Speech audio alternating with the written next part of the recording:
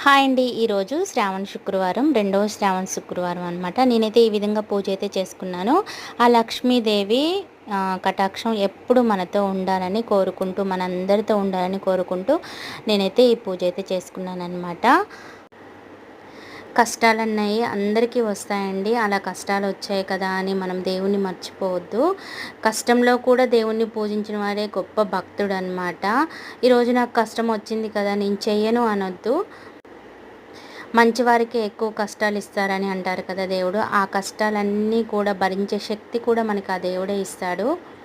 పూజ చేసేటప్పుడు భక్తి శ్రద్ధలతోటి మనసంతా ఆ దేవుడి మీద పెట్టి మనం ఒక్క నమస్కారం చేసినా చాలండి.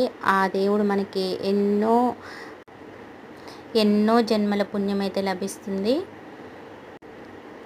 ఆ భగవంతుడు తనకి నాకు ఇది కావాలి, అది కావాలి, నాకు ఇంత ఆర్భాటంగా చేయని అస్సలు చెప్పడు.